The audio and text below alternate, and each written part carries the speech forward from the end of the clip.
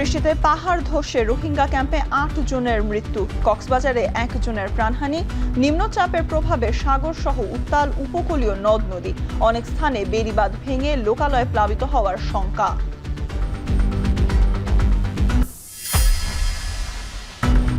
প্রধানমন্ত্রী তারেক রহমানকে সৌদি আরবের সফরের আমন্ত্রণ যুবরাজ মোহাম্মদ বিন সালমানের। রাষ্ট্রদূতের সঙ্গে সৌজন্য সাক্ষাৎ, স্বার্থ সংশ্লিষ্ট বিষয় নিয়ে আলোচনা।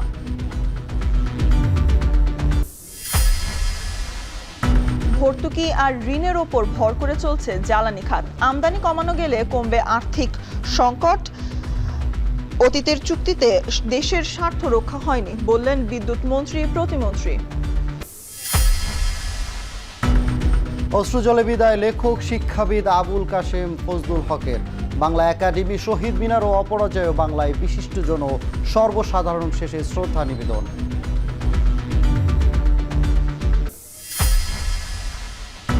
তেহরানে আয়াতুল্লাহ খামেনির প্রথম জানাজা শেষে ঐতিহাসিক শোক যাত্রা শুরু। লাখ লাখ লোকের অংশগ্রহণ। গ্র্যান্ড মোসাল্লা কমপ্লেক্স থেকে গন্তব্য কোম শহর।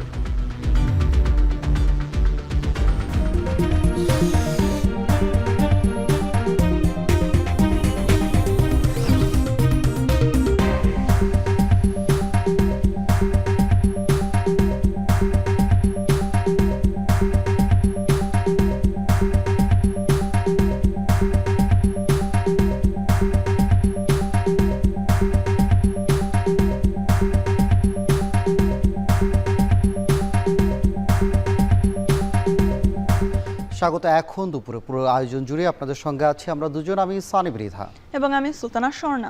প্রধানমন্ত্রী তারেক রহমানকে সৌদি সফরের আমন্ত্রণ জানিয়েছে দেশটির যুবরাজ মোহাম্মদ বিন সালমান, যা গ্রহণ করা হয়েছে বলে জানিয়েছেন প্রধানমন্ত্রীর পররাষ্ট্র উপদেষ্টা হুমায়ুন কবির।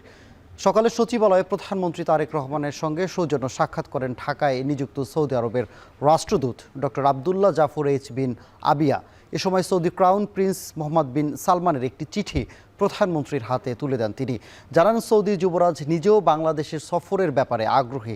এছাড়া দুই দেশের স্বার্থ সংশ্লিষ্ট বিষয় নিয়ে বৈঠকে আলোচনা হয়।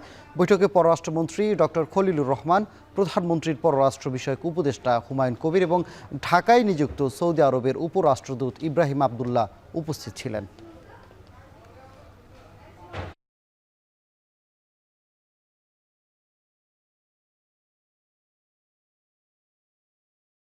His Highness the Crown Prince of Saudi Arabia and extended an invitation from His Highness the Crown Prince to our Honorable Prime Minister Tariq Rahman to visit the Kingdom of Saudi Arabia. নভেম্বরে চক্ষু চিকিৎসার উন্নয়নে global সামিটে অংশ নিতে সম্মতি জানিয়েছেন প্রধানমন্ত্রী তারেক রহমান। এই সামিটের সহ আয়োজক দেশ বাংলাদেশ। প্রধানমন্ত্রী তারেক রহমানের সঙ্গে অন্ধত্ব প্রতিরোধে আন্তর্জাতিক সংস্থা IAPBর প্রধান নির্বাহী কর্মকর্তা পিটার হল্যান্ডের সাক্ষাতে এ বিষয়ে আলোচনা হয়। সকালে মন্ত্রিপরিষদ বিভাগের সাক্ষাৎকালে বাংলাদেশের চক্ষু স্বাস্থ্য সেবায় উন্নয়ন, অন্ধত্ব প্রতিরোধ, দৃষ্টি প্রতিবন্ধকতা হ্রাস এবং সংশ্লিষ্ট বিষয়ে বিভিন্ন ইস্যুতে পারস্পরিক সহযোগিতা বৃদ্ধির বিষয়ে আলোচনা হয়। পরে স্বাস্থ্য প্রতিমন্ত্রী ডক্টর MA মুহিত এবং পিটার হল্যান্ড বৈঠকের বিভিন্ন দিক তুলে ধরেন। স্বাস্থ্য প্রতিমন্ত্রী জানান, গ্রামীণ এলাকায় স্কুল শিক্ষার্থীরা চোখের জটিলতায় পিছিয়ে পড়ছে। এ ব্যাপারে সরকারের নেওয়া পদক্ষেপে IAPBর সহযোগিতা চাওয়া হয়েছে। স্কুলের শিশুদের অনেকে চশমার অভাবে সঠিকভাবে দেখতে পায় না, বিশেষ করে গ্রামে গঞ্জের শিশুরা। এতে তাদের পড়াশোনার যেমন ক্ষতি হয়, তারা পড়াশোনায় পিছিয়ে পড়েন এবং কাজকর্ম এবং শিশুর বিকাশে ক্ষতি হয়। তিনি বিশেষভাবে IAPBকে অনুরোধ করেছেন এই শিশুদের চোখের চশমা এবং চোখ পরীক্ষার জন্য আমরা যদি কোনো কর্মসূচি নেই সেখানে তারা সহযোগিতা করবেন এবং IAPBও আশ্বাস দিয়েছেন তারা বিভিন্ন সংস্থার মাধ্যমে এ কাজে আমাদের সহযোগিতা করার চেষ্টা করবে। ডিসেম্বরে চূড়ান্ত পরীক্ষা শেষে শিক্ষার্থীদের হাতে নতুন বই তুলে দিতে চায় সরকার। এ ব্যাপারে নভেম্বরের মধ্যে পূর্ণাঙ্গ প্রস্তুতি রাখার নির্দেশ দিয়েছেন প্রধানমন্ত্রী তারেক রহমান। সকালে সচিবালয়ে প্রধানমন্ত্রীর সঙ্গে পাঠ্যপুস্তক প্রকাশ কার্যক্রমের অগ্রগতি পর্যালোচনা সংক্রান্ত সভা শেষে গণমাধ্যমকে এ কথা জানান শিক্ষামন্ত্রী এহসানুল হক মিলন। শিক্ষামন্ত্রী আরও বলেন, পাঠ্যক্রমে কিছুটা পরিমার্জনের পাশাপাশি আলাদা আলাদা শ্রেণীতে 4টি বই নতুন করে আসছে। আমরা আশা করছি যে ডিসেম্বরের যে ফাইনাল এক্সাম হবে তখনই তাদের হাতে আমরা বইগুলি পৌঁছে দেব। মাননীয় প্রধানমন্ত্রীর নির্দেশ 30শে নভেম্বরের মধ্যেই আমাদেরকে রেডি থাকতে হবে নতুন পাঠ্যপুস্তক নিয়ে। নতুন বলতে না, আমরা পরিমার্জন করছি কারিকুলামে, আর বিশেষ করে 4টি বই আমরা নতুন আনছি। সৌরবিদ্যুৎ উৎপাদন বাড়িয়ে জ্বালানি আমদানির উপর নির্ভরশীলতা কমানো গেলে দেশের আর্থিক সংকট অনেকটাই কাটিয়ে ওঠা সম্ভব বলে মন্তব্য করেছেন বিদ্যুৎ, জ্বালানি ও খনিজ সম্পদ মন্ত্রী ইকবাল হাসান মাহমুদ। আওয়ামী সরকারের রেখে যাওয়া অতিরিক্ত ব্যয় ও ঋণ সামাল দিতেও নবায়নযোগ্য জ্বালানি কার্যকর পথ বলেও মন্তব্য করেন তিনি। সোমবার সকালে ডিআরইউতে consumers association of Bangladesh CAB আয়োজিত অনুষ্ঠানে তিনি কথা বলেন। বর্তমানে দেশের প্রায় 50% বিদ্যুৎ উৎপাদন বেসরকারি খাত ও আইপিপি ও রেন্টালের নিয়ন্ত্রণে রয়েছে। পুরনো চুক্তির আওতায় এসব প্রতিষ্ঠানের কাছ থেকে তুলনামূলক উচ্চ মূল্যে বিদ্যুৎ কিনতে হচ্ছে। ফলে তাদের পাওনা সময় মতো পরিশোধ না হলে বিদ্যুৎ উৎপাদন ব্যাহত হওয়ার আশঙ্কা তৈরি হচ্ছে। বেশি দামে বিদ্যুৎ কিনে বা উৎপাদন করে সেই অতিরিক্ত ব্যয় ভোক্তাদের উপর চাপিয়ে দেওয়া যাবে না মন্তব্য করে মন্ত্রী জানান, এমন বাস্তবতায় সরকারকে বিদ্যুতের দাম সমন্বয় করতে হয়েছে। অন্য এক অনুষ্ঠানে বিদ্যুৎ প্রতিমন্ত্রী অনিন্দ ইসলাম অমিত জানান, অতীতে অব্যবস্থাপনার দায় টানতে হচ্ছে এই সরকারকে। যে আর্থিক অব্যবস্থার সৃষ্টি করে গেছে গত সরকার, সেই আর্থিক অব্যবস্থাকে একটা পর্যায়ে নিয়ে আসার জন্য আমাদেরকে অক্লান্ত পরিশ্রম করতে হবে। আমাদেরকে রিনিউয়েবল এনার্জি যেতে হবে। রিনিউয়েবল এনার্জিতে গেলে আমার যে জ্বালানিটি ইম্পোর্ট করতে হয়, সেই জ্বালানি ইম্পোর্টটা অনেক কমে যাবে। আর জ্বালানি ইম্পোর্টটা কমে গেলে আমার যে অর্থ সাশ্রয় হবে, সেই সাশ্রয় দিয়ে গত যে কিছুদিন আগে উনি বললেন অধিকারটা যে টাকা পয়সা জাস্ট প্রজেক্ট করেছে লুট করার জন্য। আজকে বিদ্যুৎ বিভাগ যে সংকটে নিমজ্জিত, এটি হচ্ছে ফ্যাসিস্ট সরকারের সময় ভুল নীতির কারণে। এটা আপনাদেরকে বুঝতে হবে। আমরা বিদ্যুৎ উৎপাদনের ক্ষেত্রে আমরা স্বাবলম্বী হতে চাই, পরনির্ভরতা কমাতে চাই এবং আমরা রিনিউয়েবল এনার্জিতে ফোকাস করছি। আমরা আশাবাদী এই সরকারের মেয়াদ শেষে আমরা অন্তত নবায়নযোগ্য জ্বালানি থেকে 10,000 মেগাওয়াট পর্যন্ত আমরা বিদ্যুৎ উৎপাদন করতে সক্ষম হব বলে আমরা আশা। শিল্প খাতে গ্যাস সংকট উত্তরাধিকার সূত্রে পেয়েছে সরকার, এ কথা জানিয়েছেন শিল্প বাণিজ্য মন্ত্রী খন্দকার আব্দুল মুক্তাদির। সকালে চট্টগ্রামের শিপইয়ার্ড পরিদর্শনে এসে গণমাধ্যম কর্মীদের তিনি এ কথা জানান। এ সময় মন্ত্রী আরও বলেন, বিদ্যমান পাইপলাইনে বাড়তি গ্যাস সরবরাহ এই মুহূর্তে সম্ভব নয়। সঞ্চালন লাইনের সক্ষমতা না থাকার কারণে আমদানি করেও এই সংকট পূরণ সম্ভব নয় বলে জানান মন্ত্রী। ক্রাশ প্রোগ্রাম নিয়ে কিভাবে গ্যাসের উৎপাদন বাড়ানো যায় তা নিয়ে সরকার কাজ করছে বলে আরও জানান তিনি। জাহাজ ভাঙা শিল্প নিয়ে মন্ত্রী বলেন, বাংলাদেশে যাতে জাহাজ ভাঙা শিল্পের শীর্ষস্থান পুনরুদ্ধার করতে পারে সেজন্য কাজ করছে সরকার।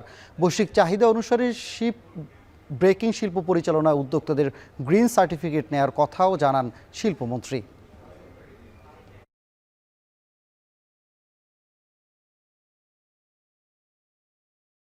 আমরা যে পরিমাণ গ্যাস ব্যবহার করি এখন প্রায় 1600 MMCFD আমাদের শর্টেজ থাকে। ইচ্ছা করলেও এটা নাটকীয়ভাবে বৃদ্ধি করা যাবে না, কারণ যে দুইটা FSRU আছে তার একটা নির্দিষ্ট ক্ষমতা আছে। সরকার বিভিন্ন ক্র্যাশ প্রোগ্রাম নিয়ে চিন্তা করছে, আমরা কিছু ফিজিবিলিটি স্টাডি করছি, দ্রুত কি উপায়ে অধিকতর গ্যাসের যোগান দেওয়া যায়, এগুলো নিয়ে আমরা কাজ করছি। সময়, খরচ ও ভোগান্তি কমাতে সরাসরি সরকারি অফিসে না গিয়ে অনলাইনে সেবা নেওয়ার আহ্বান জানিয়েছেন অর্থমন্ত্রী আমির খসরু মাহমুদ চৌধুরী। তিনি বলেন, দেশের প্রতিটি মানুষকে অর্থনৈতিক কর্মকাণ্ডের সাথে সম্পৃক্ত করতে প্রযুক্তির কোনো বিকল্প নেই। অর্থ মন্ত্রণালয়ে আর্থিক প্রতিষ্ঠান বিভাগের উদ্যোগে আয়োজিত ইনোভেশন শোকেসিং অনুষ্ঠানে অর্থমন্ত্রী আরও বলেন, প্রযুক্তির সঠিক ব্যবহারে জনগণের সময় ও অর্থ সাশ্রয় হবে। সরকারি দপ্তরে সরাসরি সেবা নিতে আসা ব্যক্তিদের নিরুৎসাহিত করতে সংশ্লিষ্ট কর্মকর্তাদের প্রতি আহ্বানও জানান তিনি। এই দিন আর্থিক খাতের স্বচ্ছতা, জবাবদিহিতা ও গ্রাহক সেবা সহজ করতে আর্থিক প্রতিষ্ঠান বিভাগের 25টি দপ্তর ও সংস্থা 50টি উদ্ভাবন প্রদর্শন করে। অনুষ্ঠানে জানানো হয়, আর্থিক প্রতিষ্ঠান বিভাগের অধীনে এ পর্যন্ত 329টি সেবা সম্পূর্ণ ডিজিটাল করা হয়েছে। এবারের ইনোভেশন শোকেসিং এর 5টি প্রতিষ্ঠানকে শ্রেষ্ঠ উদ্ভাবনী উদ্যোগের জন্য পুরস্কৃত করা হয়।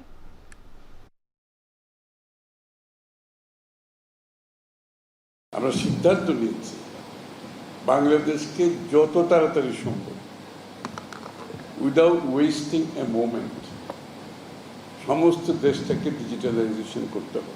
এর মাধ্যমে আমরা চাই বাংলাদেশের সাধারণ জনগণ, ব্যবসায়ী, পেশাজীবী, কৃষক, শ্রমিক সবাই এর আওতায় আসতে হবে।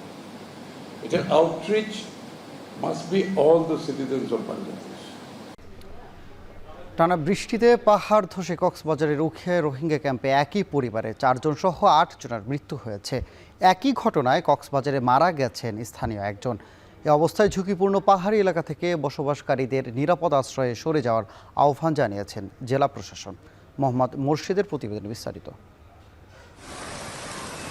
টানা ভারী বর্ষণের মধ্যে ভোরের নিস্তব্ধতা ভেঙে উখিয়ার রোহিঙ্গা ক্যাম্পসহ কক্সবাজার জুড়ে ছড়িয়ে পড়ে স্বজন হারানোর আর্তনাদ।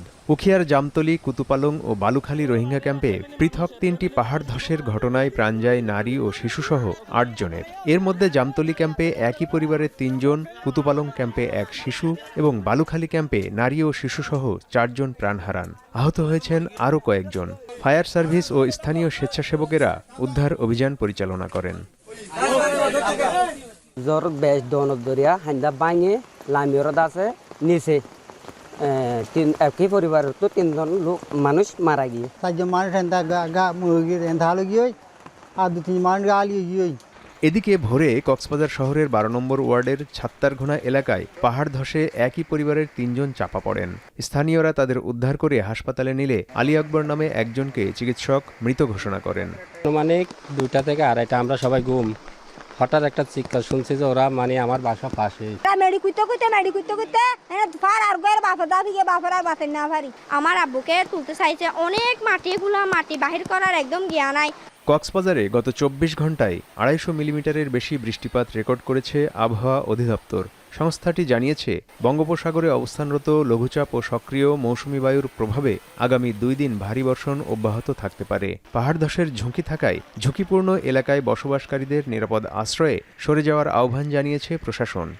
ভারী বর্ষণের কারণে পাহাড়ি এলাকায় ভূমিধসের সম্ভাবনা আছে। যারা এই ঝুঁকিপূর্ণভাবে বিভিন্ন পাহাড়ে কিংবা ঝুঁকিপূর্ণভাবে বসবাস করতে, তাদেরকে কাছে কিন্তু মাইকিং করা হয়েছিল। এখন তারপরে অনেকে হয়তো এই বিষয়টা কর্ণপাত করে না কিংবা তারা তাদের জায়গাটা ছেড়ে আসতে চায় না। অন্যদিকে টানা ভারী বর্ষণে কক্সবাজার শহরসহ জেলার বিভিন্ন নিম্নাঞ্চল প্লাবিত হওয়ার আশঙ্কা দেখা দিয়েছে। অব্যাহত বৃষ্টিতে নিচু এলাকায় পানি জমতে শুরু করেছে। প্রাণহানি এড়াতে ঝুঁকিপূর্ণ এলাকা দ্রুত খালি করা, অবৈধভাবে পাহাড় কাটা বন্ধ এবং আগাম সতর্কতা জোরদারের দাবি স্থানীয়দের। এখন কক্সবাজার। উত্তর বঙ্গোপসাগরে সৃষ্ট হওয়া লঘুচাপটি নিম্নচাপে পরিণত হওয়ার পর থেকেই উত্তাল সমুদ্র। উপকূলীয় জেলাগুলোতে বেড়েছে বৃষ্টির পরিমাণ। অতিবৃষ্টিতে বেড়িবাঁধ ভাঙনের আতঙ্কে রয়েছেন নদীপাড়ের মানুষ। বৈরী আবহাওয়ায় ব্যাহত হচ্ছে গভীর সমুদ্রে মাছ ধরাও। এদিকে চট্টগ্রাম বিভাগে ভারী বৃষ্টি ও পাহাড় ধসের আশঙ্কার কথা জানিয়েছে আবহাওয়া অধিদপ্তর। বিস্তারিত থাকছে প্রতিবেদনে। উপকূলীয় জেলা বরগুনায় সকাল থেকেই আকাশ মেঘলা, চলছে থেমে থেমে মুষলধারে বৃষ্টি। বৈরী আবহাওয়া ও পায়রা, বিষখালী এবং বলেশ্বর নদীর পানির স্তর বৃদ্ধির শঙ্কায় উপকূলের বাসিন্দারা। নদীর পানি বৃদ্ধি পেলে বেড়িবাঁধ ভেঙে লোকালয়ে পানি ঢোকার আতঙ্কে দিন কাটছে নদীপাড়ের মানুষের। তাদের অভিযোগ, প্রতিবছর বেড়িবাঁধ মেরামত করা হলেও নানা অনিয়মের কারণে তা 1 বছরও টিকছে না। জেলেরাও ঘাটে এবং এই যে বরফকল মালিক মহাজন যারা আছে সবাই এখন লসে আছে, সবাই কোনো বেচা বিক্রি নেই।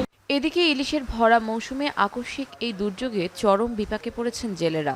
মাছ ধরা বন্ধ রেখে উপকূলে ফিরে আসতে বাধ্য হওয়ায় বড় ধরনের আর্থিক লোকসানের দুশ্চিন্তায় পড়েছেন হাজারো জেলে ও ট্রলার মালিক। পটুয়াখালীতেও সকাল থেকে থেমে থেমে বৃষ্টি হচ্ছে। সমুদ্রে মাছ ধরা ট্রলারগুলো গত 1 সপ্তাহ ধরেই রয়েছে উপকূলে। ইলিশের মৌসুমের শুরুতেই মাছ ধরতে না পারায় লোকসানের আশঙ্কায় মৎস্যজীবীরা। ওদের খাবার কোনো জেলে যাইতে পারে না। হাজার হাজার জেলে আলিপুর, মহিপুর এখন লঙ্গরের অবস্থায় আছে। মাছ ধরবার জন্য গেছিলাম, সাগর উত্তাল খারাপ, সেই জন্য আমরা মহিপুরে আশ্রয়কেন্দ্রে নিচ্ছি, আমরা এখানে বসে বসে খাচ্ছি। এদিকে নদী ও সমুদ্রে পানির উচ্চতা বাড়ায় এবং তীব্র স্রোতে ভাঙন শুরু হওয়ায় আতঙ্কিত হয়ে পড়েছেন নদীর তীরের মানুষ। এই ভাঙ্গলটা আমাকে খুব কষ্ট হইতে আছে, মানুষজন আসতে পারে না, আসতে পারে না। 2 লক্ষ 2.5 লক্ষ টাকার বাজার করা হয়েছে এই আবহাওয়ার কারণে। বাজার বইয়ে বসে খাইতেছি। বৈরী আবহাওয়া বিরাজ করছে সাতক্ষীরা জুড়েও। আকাশ মেঘাচ্ছন্ন থাকার পাশাপাশি জেলার বিভিন্ন এলাকায় থেমে থেমে মাঝারি বৃষ্টিপাত হচ্ছে। টানা বৃষ্টির কারণে জেলার বিভিন্ন নিম্নাঞ্চলে জমতে শুরু করেছে পানি। শ্যামনগর, আশাশুনি ও কালীগঞ্জ উপজেলার নদ নদীতে জোয়ারের পানি বাড়লে বেড়িবাঁধের ভাঙনের আশঙ্কা করছে স্থানীয়রা। এদিকে চট্টগ্রাম বিভাগে ভারী বৃষ্টিপাতের সম্ভাবনার কথা জানিয়েছে আবহাওয়া অধিদপ্তর।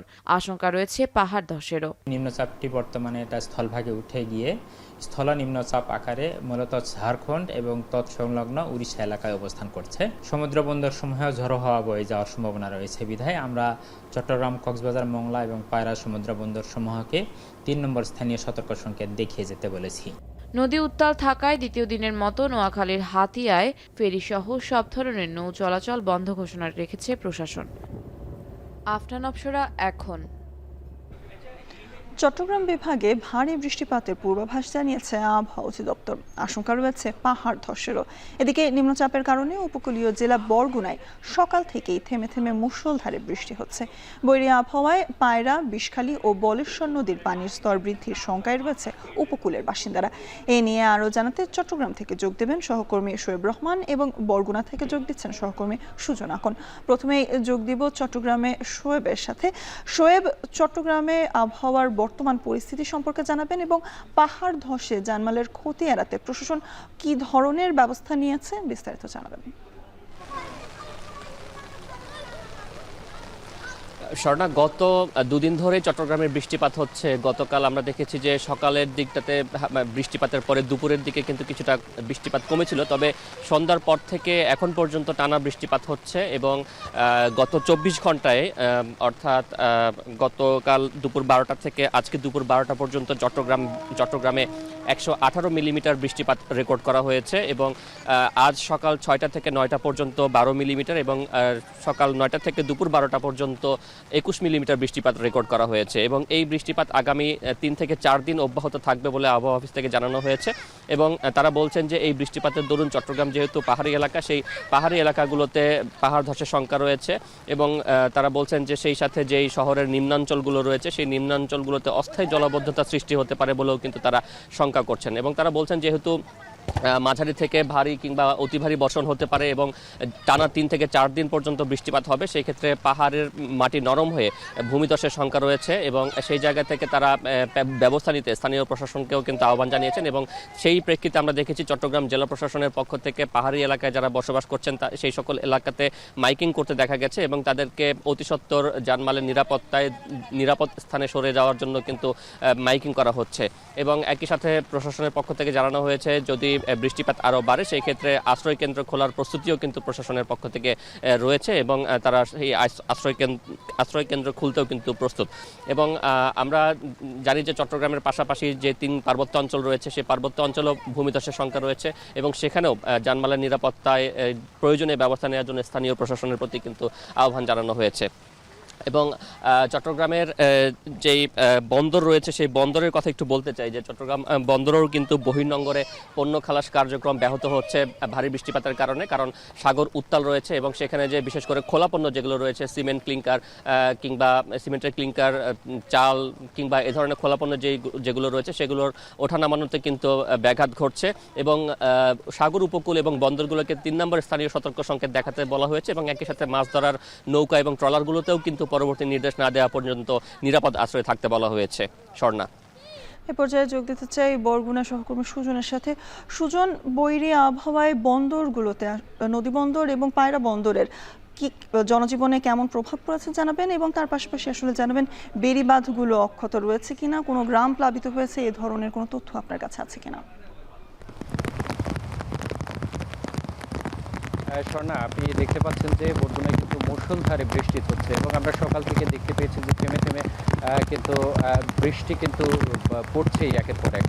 তো সেক্ষেত্রে এই বৃষ্টি কিংবা পানি বৃদ্ধি পাওয়া, অর্থাৎ আমরা কিন্তু দেখতে পেয়েছি এর আগের বুলেটিনেও কিন্তু আমরা দেখিয়েছিলাম যে আমার পেছনে যে বেড়িবাঁধের বাইরে যেসব ঘরবাড়িগুলো রয়েছে সেই ঘরবাড়িগুলো কিন্তু আমরা এর আগের সংবাদে দেখিয়েছিলাম যে তার বসতবাড়ির প্রায় 1.5 থেকে 2 থেকে 3 ফিট দূরত্বে কিন্তু পানি ছিল, কিন্তু সেই পানিও কিন্তু এখন আমরা দেখতে পাচ্ছি যে 1 থেকে 1.5 ফুট পানি দূরত্বে কিন্তু রয়েছে।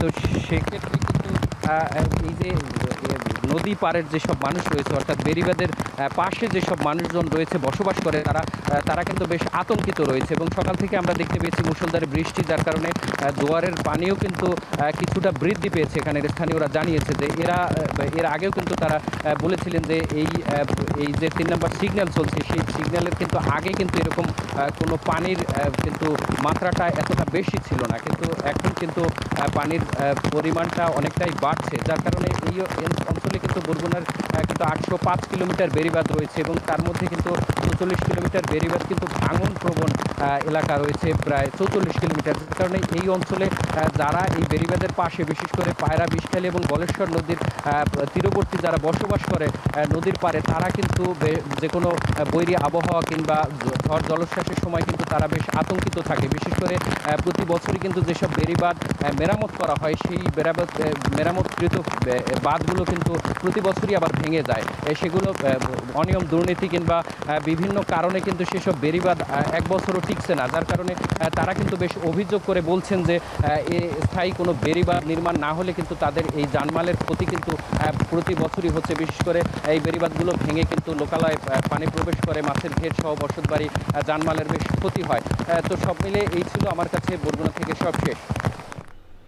চট্টগ্রাম থেকে আমাদের সাথে যোগ দিয়েছিলেন সহকর্মী শোয়েব রহমান এবং বরগুনা থেকে সুজন আকন জানাচ্ছিলেন উপকূলের বৈরী আবহাওয়া নিয়ে সবশেষ।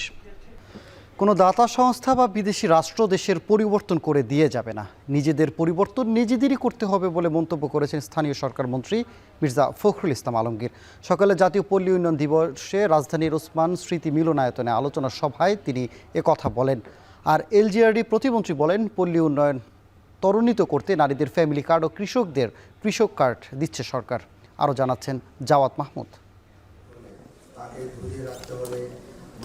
বাংলাদেশের অধিকাংশ মানুষই বাস করে গ্রাম অঞ্চলে, তাই গ্রামাঞ্চলের উন্নয়ন মানেই দেশের উন্নয়ন। এমন বাস্তবতাকে সামনে রেখে জাতীয় পল্লী উন্নয়ন দিবসে রাজধানীর ওসমানী স্মৃতি মিলনায়তনে আলোচনা সভার আয়োজন করে পল্লী উন্নয়ন বোর্ড। আমরা সেভাবে আগাবো। আলোচনায় অংশ নিয়ে পল্লী উন্নয়ন ও সমবায় প্রতিমন্ত্রী মীর শাহে আলম বলেন, পল্লী উন্নয়নকে ত্বরান্বিত করতে নারীদের ফ্যামিলি কার্ড ও কৃষকদের কৃষক কার্ড দিচ্ছে সরকার। এই অর্থ বছরে বিএনপি সরকার 43,000 কৃষকের হাতে কৃষক কার্ড এবং অর্থ তুলে দেবে। এই 43 লক্ষ কৃষককে আপনাদের টার্গেটিং গ্রুপের মধ্যে নিয়ে এসে ঐক্যবদ্ধ করতে হবে। আপনাদের আলাদাভাবে লোক খুঁজবার দরকার নেই, লোক সরকারই আপনাদেরকে তৈরি করে দিচ্ছে ফ্যামিলি কার্ড, কৃষক কার্ডের মাধ্যমে। কোনো দাতা সংস্থা বা বিদেশি রাষ্ট্র দেশের পরিবর্তন আনতে পারবে না, নিজেদের পরিবর্তন নিজেরাই করতে হবে বলে মন্তব্য করেন এলজিআরডি মন্ত্রী মির্জা ফখরুল ইসলাম আলমগীর। যে আমরা যদি নিজেরা নিজেদের পরিবর্তন চাই, তা আমাদের নিজেদেরকে উদ্যোগ নিতে হবে। কেউ এসে আমাদের কিছু করে দিয়ে যাবে না, না যাবে পার্শ্ববর্তী দেশ অথবা আপনার দূরের দেশ অথবা আপনার সেই মার্কেট মূল্য থেকে কেউ এসে আমাকে সুন্দর করে দিয়ে যাবে না, তাই না? আমাকে আমার নিজের কাজ নিজেকে করতে হবে। এদিকে সিডাপ মিলনায়তনে আলোচনা সভায় মির্জা ফখরুল ইসলাম আলমগীর বলেন, পল্লী উন্নয়ন বর্তমান সরকারের অন্যতম প্রধান এজেন্ডা। নির্বাচনী প্রতিশ্রুতি অনুযায়ী পল্লী উন্নয়নে কাজ করছে সরকার। Development must be inclusive, equitable and rural centered. Our government has given priority to education and health sector, which will strengthen the capacity of the rural communities. বর্তমান সরকার অন্তর্ভুক্তিমূলক উন্নয়নে গুরুত্ব দিচ্ছে বলেও জানান Mirza Fakhrul Islam Alamgir. And the FAO, Zawad Mahmud, এখন, ঢাকা। immense pride. সব বেসরকারি ক্লিনিকে নরমাল ডেলিভারির জন্য লেবার রুম সহ অন্তত একজন মিডওয়াইফারি নিয়োগ বাধ্যতামূলক করা হবে বলে জানিয়েছেন স্বাস্থ্যমন্ত্রী সর্দার সাখাওয়াত হোসেন। শর্ত পূরণ না হলে হাসপাতাল বন্ধ করে দেওয়ারও হুঁশিয়ারি দেন তিনি। সোমবার রাজধানীর একটি হোটেলে মিডওয়াইফারি সোসাইটি আয়োজিত অনুষ্ঠানে মন্ত্রী আরও বলেন, দেশের বড় সংখ্যক বেসরকারি হাসপাতাল মুনাফার লোভে অপ্রয়োজনীয় সিজার ডেলিভারি করে থাকে। এই প্রবণতা বন্ধে সরকার কঠোর হবে বলেও জানান তিনি। এ সময় মন্ত্রী বলেন, চলতি বছর সরকার ডেঙ্গু রোগীর চিকিৎসায় সব ধরনের ব্যবস্থা গ্রহণ করেছে। রোগীর পরিমাণ বেশি হলে ফিল্ড হাসপাতালের প্রস্তুতি রাখা হয়েছে বলেও জানান তিনি। কেন্দ্রীয়ভাবে 2 লাখের বেশি স্যালাইন মজুত রাখা আছে উল্লেখ করে স্বাস্থ্যমন্ত্রী বলেন, ডেঙ্গুর কার্যকর চিকিৎসায় সারা দেশে চিকিৎসকদের প্রয়োজনীয় প্রশিক্ষণ ও নির্দেশনা দেওয়া হয়েছে। আমরা যদি আমাদের মায়েদের স্বাস্থ্য, বাচ্চাদের স্বাস্থ্যের উন্নতি না ঘটাতে পারি, আমরা দেশের উন্নতি করতে পারবো না। আমরা এটা রিয়েলাইজ করি। বাংলাদেশের সকল ক্লিনিকগুলিতে লেবার রুম প্রতিষ্ঠিত করতে হবে। মশাকে মারার জন্য ফ্লাইং মশা, যেটা এডাল্ট মশা, সেটার জন্য স্প্রে হচ্ছে, এবং লার্ভা মারার জন্য একটা নতুন ট্যাবলেট আমরা আগামী 7 দিনের ভিতর সংগ্রহ করার প্রচেষ্টা চালাচ্ছি। করে ওই যে আমাদের মা বোনেরা বাড়ির ঘরের ভিতরে, আমাদের মানুষ তো কেয়ারলেস থাকে এই ব্যাপারে, ওই জমাট পানিতে ছিটিয়ে দেওয়ার জন্য, যাতে করে লার্ভাগুলি মরে যায়, সেটার জন্য আমরা ট্যাবলেটের ব্যবস্থা করেছি। মধ্যবিত্ত ও চাকরিজীবীদের টার্গেট করে অভিনব কৌশলে প্রতারণায় সক্রিয় হানি ট্র্যাপ চক্র। ঋণ নেয়ার কথা বলে পরিচয়, এরপর প্রেমের সম্পর্ক গড়ে তুলে নির্জন স্থানে নিয়ে জিম্মি করে অর্থ আদায়, এভাবেই ফাঁদ পেতে আসছিল তারা। অবশেষে রাজধানীতে অভিযানে চক্রের 5 সদস্যকে গ্রেপ্তার করেছে গোয়েন্দা পুলিশ। তাদের কাছ থেকে উদ্ধার করা হয়েছে 9টি মোবাইল ফোন ও একটি ওয়াকিটকি। আরো জানাচ্ছেন আরিফ হোসেন। শুরুটা ঋণ দেওয়ার প্রলোভন, এরপর মোবাইল নম্বর নিয়ে নিয়মিত যোগাযোগ। সপ্তাহ না পেরোতেই গড়ে ওঠে প্রেমের সম্পর্ক। এরই ধারাবাহিকতায় বনশ্রীতে প্রেমিকার সঙ্গে দেখা করতে যান ভুক্তভোগী। রিকশায় তুলে অভিযুক্ত প্রেমিকা অলিগলি ঘুরে নিয়ে যান একটি ফ্ল্যাটে। বুঝে ওঠার আগে সেখানে 4 জন এসে হাজির। শুরু হয় মারধর ও ব্ল্যাকমেইল। কেড়ে নেওয়া হয় মানিব্যাগ ও ব্যাংক কার্ড। অনৈতিক ভিডিও দেখিয়ে হুমকি ধামকি দিয়ে দাবি করা হয় 3 লাখ টাকার চাঁদা। এছাড়া তার মোবাইল ব্যাংকিং ও কার্ড থেকে চক্রটি হাতিয়ে নেয় 1,10,000 টাকা। ট্র্যাপ থেকে মুক্তি পেয়ে থানায় অভিযোগ দেন ভুক্তভোগী। ঘটনার রহস্য উন্মোচনে মাঠে নামে ডিবি। তদন্ত ও বিভিন্ন জায়গায় অভিযান চালিয়ে হানি ট্র্যাপের এই চক্রের 5 সদস্যকে গ্রেফতার করে গোয়েন্দা পুলিশ। সংবাদ সম্মেলন করে ডিবি জানায়, দীর্ঘদিন ধরে সক্রিয় এই চক্র। তাদের মোবাইলে থাকা তথ্য অনুযায়ী বেশ কিছু মানুষ এই চক্রের খপ্পরে পড়েছেন। মূলত চাকরিজীবী ও মধ্যবিত্তরাই মূল টার্গেট তাদের। এরা মূলত ব্যবসায়ী এবং চাকরিজীবী, এই 2 শ্রেণীর মানুষকে, মানে তাদের একটা স্টাডি থাকে যে এদের কাছে থেকে টাকা পয়সা পাওয়া যাবে কিনা।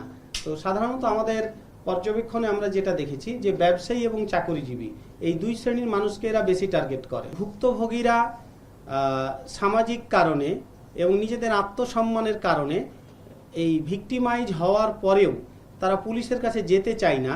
এমনকি অনেক সময় আমরা আইডেন্টিফাই করলেও তারা কোনো অভিযোগ দায়ের করতে চায় না বা মামলা দায়ের করতে চায় না। চক্রের 5 সদস্যদের তথ্য তুলে ধরে ডিবি জানায়, অভিযুক্তদের নামে ডাকাতি সহ একাধিক মামলা রয়েছে। রাজধানীর সবুজবাগ, বাড্ডা এবং খিলগাঁও এলাকায় সমন্বিত অভিযান পরিচালনা করি। এই সমন্বিত অভিযান পরিচালনা করে এই হানি ট্র্যাপ চক্রের মোট 5 জন সদস্যকে গ্রেফতার করি।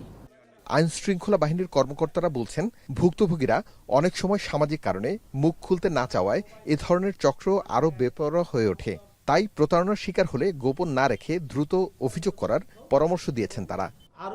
এদের দ্বারা আরো কারা কারা ভুক্তভোগী আছে সেই বিষয়গুলো আমরা শনাক্ত করার চেষ্টা করতেছি। আরিফ হোসেন, এখন, ঢাকা। নোয়াখালীর চাটখিলে 5 বছরের শিশু আসমাকে ধর্ষণ ও হত্যা মামলার আসামি শাহাদাতকে মৃত্যুদণ্ড দিয়েছেন আদালত। একই সাথে তাকে 1 লাখ টাকা অর্থদণ্ড দেওয়া হয়। দুপুরে চিফ জুডিশিয়াল ম্যাজিস্ট্রেট আদালতের শিশু সহিংসতা দমন ট্রাইব্যুনালের বিচারক ফারজানা আক্তার এই রায় দেন। রায়ে সন্তোষ প্রকাশ করেছেন স্বজন ও বাদী পক্ষের আইনজীবী। 2022 সালের 24 মার্চ বাড়ি থেকে নিখোঁজ হয় আসমা। ঘটনার 9 দিন পর বাড়ির পিছনের সেপটিক ট্যাঙ্ক থেকে তার মরদেহ উদ্ধার করা হয়। এই ঘটনায় জড়িত সন্দেহে শাহাদতকে গ্রেপ্তার করা হয়। 4 বছর বিচারিক কার্যক্রম চলার পর আদালত শাহাদতকে দোষী সাব্যস্ত করে রায় দেন।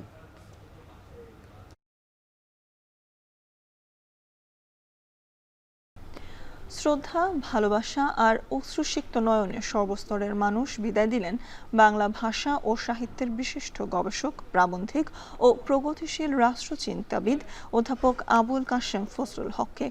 বাংলা একাডেমি, কেন্দ্রীয় শহীদ মিনার ও ঢাকা বিশ্ববিদ্যালয়ের বাংলা বিভাগে শেষ শ্রদ্ধা জানাতে ভিড় করেন শিক্ষক, শিক্ষার্থী, লেখক, গবেষক, সাংস্কৃতিক ব্যক্তিত্ব সহ নানা শ্রেণী পেশার মানুষ।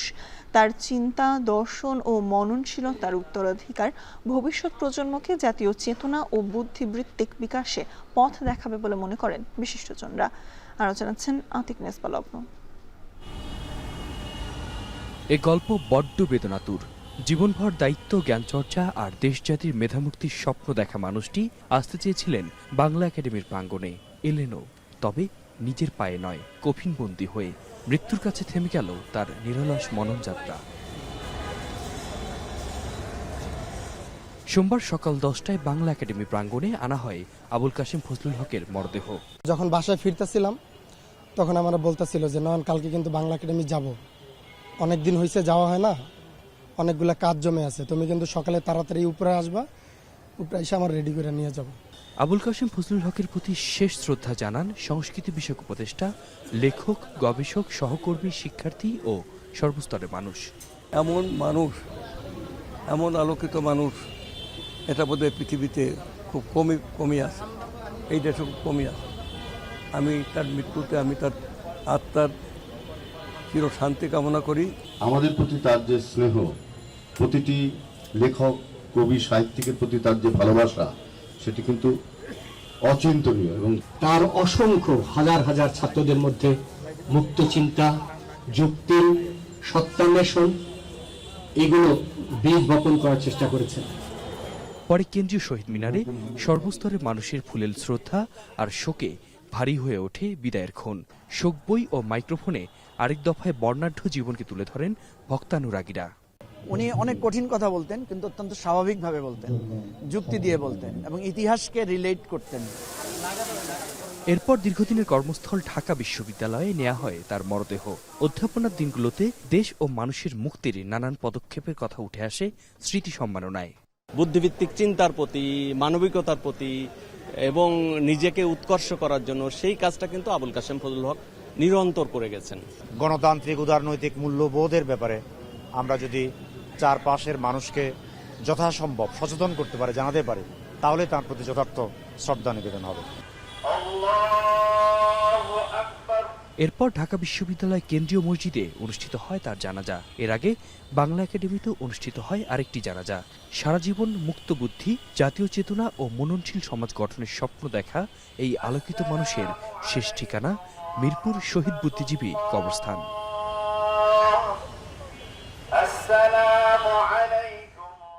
আতিক মেজবালগ্ন, এখন ঢাকা। এবার আন্তর্জাতিক প্রসঙ্গ। চলছে ইরানের প্রয়াত শীর্ষ নেতা আয়াতুল্লাহ আলী খামেনির শেষ বিদায়ের চতুর্থ দিনের আনুষ্ঠানিকতা। সকালে লাখ লাখ মানুষের অংশগ্রহণে তেহরানের মোসাল্লা কমপ্লেক্স থেকে শুরু হয় শোকযাত্রা। গন্তব্য পবিত্র শহর কোম। সেখানে আরও একটি জানাজা হওয়ার কথা রয়েছে খামেনির। পরের গন্তব্য ইরাকের নাজাফ ও কারবালা শহর। সবশেষ জন্মস্থান মাসদাদে ফিরে সমাহিত করা হবে আপোষহীন এই নেতাকে। জাহানারা ভূঁইয়া জানাচ্ছেন বিস্তারিত। 2 দিন তেহরানের গ্র্যান্ড মুসাল্লা কমপ্লেক্সে থাকার পর পবিত্র নগরী কোমের উদ্দেশ্যে নিয়ে যাওয়া হচ্ছে ইরানের সাবেক শীর্ষ নেতা আয়াতুল্লাহ আলী খামেনির মরদেহ। এই শোকবহরে যোগ দিয়েছেন লাখ লাখ মানুষ। সবার চোখে মুখে অমূল্য ধন হারানোর বেদনা।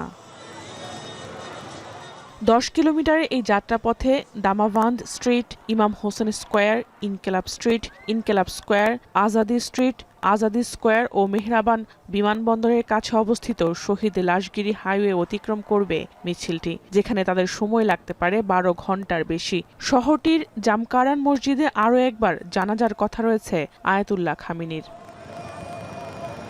প্রিয় নেতার শোকবহরে ব্যানার, প্লেকার্ড ও পতাকা হাতে নারী, পুরুষ, শিশু।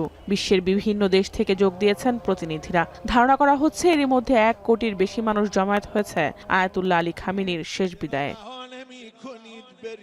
কোম শহর থেকে খামেনির মরদেহ নেওয়া হবে ইরাকের নাজাফ ও কারবালা শহরে।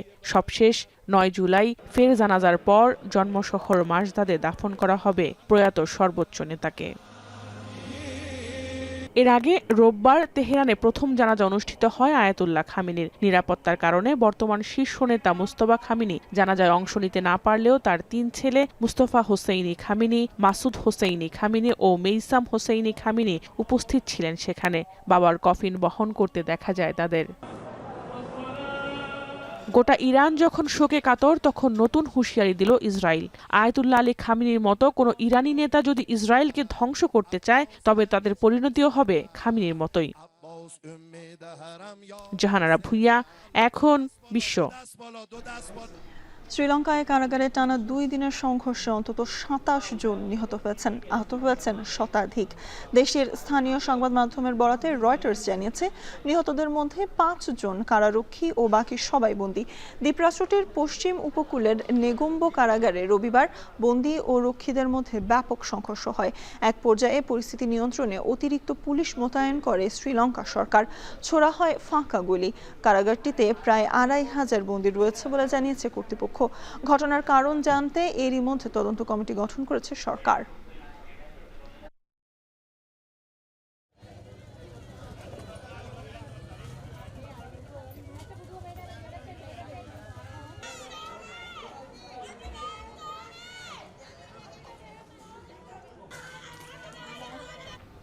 আর এর মধ্যে দিয়ে শেষ করছে এখন দুপুর। তবে এখন টেলিভিশন দেখতে ভিজিট করুন www.ekon.tv।